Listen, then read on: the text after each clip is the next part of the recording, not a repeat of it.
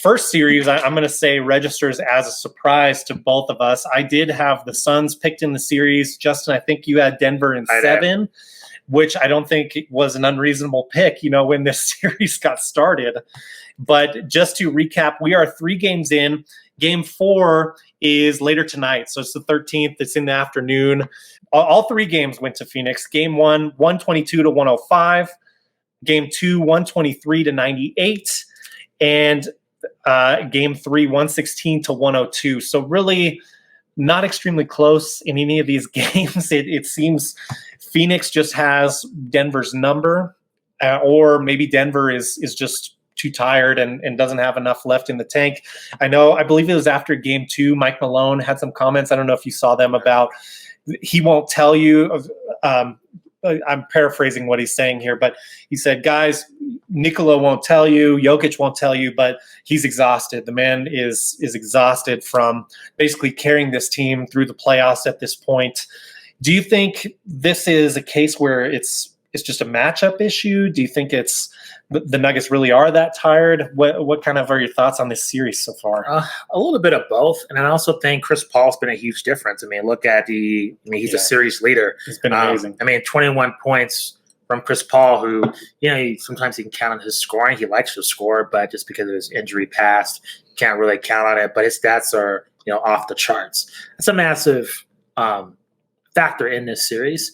And it's going to be very interesting, especially if the Suns move on, whether it's a sweep or, they have to get it done in, a couple more games. What is Chris Paul's legacy going to be from this run here? Because this can kind of really define his career right here. This is kind of it. The Lakers are out. All the other teams, I would say, are beatable. There's no undisputed favorite.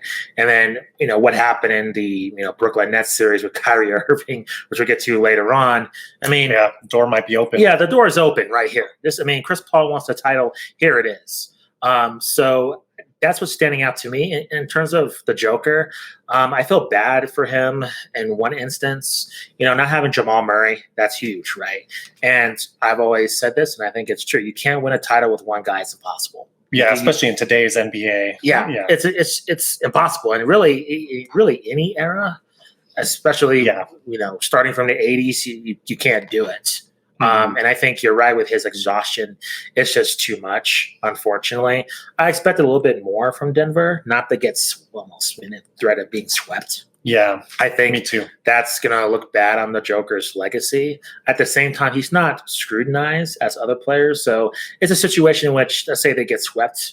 I don't know if this will stick unless he's just going to get consistently swept, in years down the line. But as of now, if unfortunately they were to lose, I don't think this is going to hurt his legacy too much, in my opinion. But overall, getting to it, you're right. I just think the physical tats on his body is too much. But I thought with Denver and basically their personnel, I thought it'd be a more closer matchup. But it's proven wrong. Unfortunately. You'd expect more out of Michael Porter Jr. Yeah, sure. He's kind of been contained by Phoenix and their defense that we talked about last week that has really impressed since that Lakers series. So I have seen a lot of criticism on Jokic online. And I think part of that has to do with a lot of people didn't really consider him the MVP, which I think is weird and unfortunate. It makes me wonder. MVP, Steph Curry. Exactly. It makes me wonder how much these people were paying attention, or if, it's just some kind of home cooking thing. They want their guy from their team. He's a foreign player. It's not popular. Some things working against him from a optics point of view. Yeah, from my point of view, though, the sweep is unfortunate if that happens later tonight when they face off for Game 4. But Jokic has been doing everything he can. He's been slowed down a little bit, maybe from both the defense and that exhaustion that we mentioned. But Game 3, he had 32, 20, and 10, I think it was. What else can the guy do? So to me, this isn't anything close to maybe a comparable first round. Nowitzki gets beat by the 8th seed Warriors. I can't even remember bad. what year that was. That's true. Over 10 years ago, that happened. And I don't remember that really sticking with him. At least in my record, did it? He made up for it, but for sure. He got criticized a lot in the moment.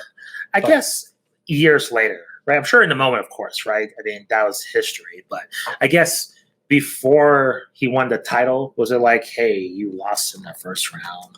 Was it like a thing, like, nicknames made for him, or just like, hey, Dirk, you can't, I don't remember nicknames, but I think it was like kind of that that European stereotype, these European players are weak and they can't get it done. Which obviously we're way past that now. Sure. Yeah. But but makes sense. It was mostly in the moment. I think he got it off his back when he beat the Heat for sure, and then some. I mean, he got a lot of props for that, and everyone loves Dirk now. I guess point being, like, I don't see Jokic taking the PR hit that Nowitzki took in that moment. Yeah, agreed. Anything else on that series? I don't, other than again, the doors open for the Suns. I'm happy to see that the bubble wasn't a fluke. Yeah. That's what I really enjoyed, that they're 8-0 run there. And it didn't make the playoffs. So right, they just missed it. But they did everything they could. They did, exactly. It wasn't like any kind of hey, this is some kind of bubble aberration. It led to something in this season. Hopefully, they remain a power. And also with Chris Paul, I heard he wants a max contract. So this is kind of like a guarantee he's going to get the max contract. So I think so, yeah. Even though I wouldn't want to, in spite of how great he is, just with his age and his position, I wouldn't want to be on the bill for that. But I think you have to if you're the Suns. Yeah. And to your point about the bubble, I think the 8-0 created the momentum for them to then sign Chris Paul or convince him to be happy being there.